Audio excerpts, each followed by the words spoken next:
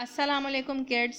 आज मैं आप लोगों को प्रॉब्लम नंबर 2 सॉल्व करवाऊंगी, जहां हम सोडियम यानी Na का नंबर ऑफ़ मोल्स कैलकुलेट करेंगे। आपको पता है सोडियम Na एटम है, ठीक है। तो यहाँ हमें एटॉमिक मास की ज़रूरत होगी, ना कि मॉलिक्यूलर मास की, जैसे हमने लास्ट टाइम कैलकुलेट किया था CO2 का molecular mass. So the question is calculate the number of moles in 50 gram of sodium Na।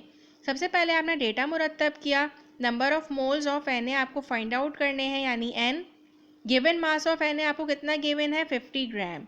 और एटॉमिक मास आपको पता होना चाहिए, याद कर लीजिएगा, लेकिन एग्जाम में दे दिया जाता है।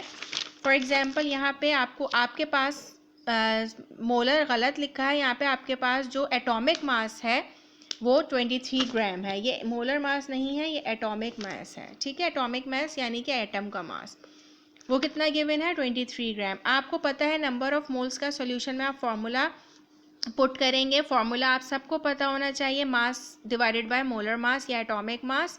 और जाहिर है यहाँ हम सोडियम की बात कर रहे हैं, तो mass of Na and molar mass of या atomic mass of Na grams में।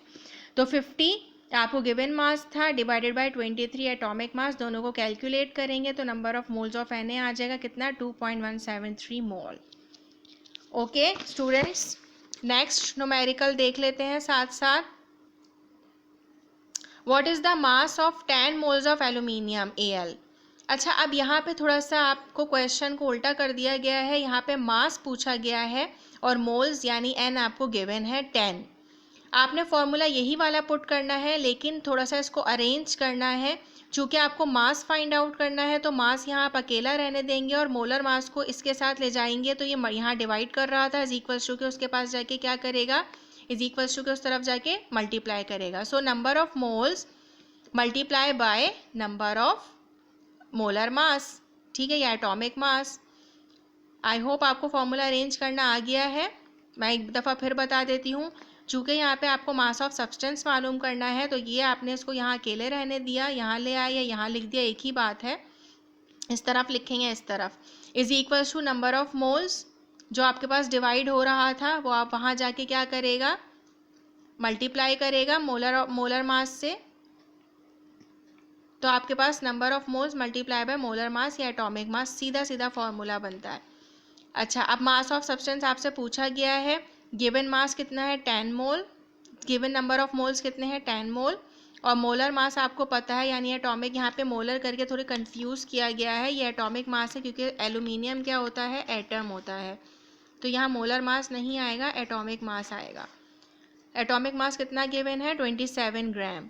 आपने सिंपल फार्मूले में वैल्यूज़ को पुट करना है, 10 मल्टीप्लाई बाई 27, तो आपके पास मास आ जाएगा, मैथ्स कितना आएगा, 270 ग्राम्स। ओके, तो आज के लिए हम इतना ही रखते हैं, नेक्स्ट वीडियो में आपसे मिलेंगे। अल्लाह हाफिज़। एक दफ़ा मैं आपको फार्मूला बता देती हूँ दोबारा से बनाना। आपके पास फार्मूला होता है मोल्स का, moles is equals to mass upon molecular या एटॉमिक मास।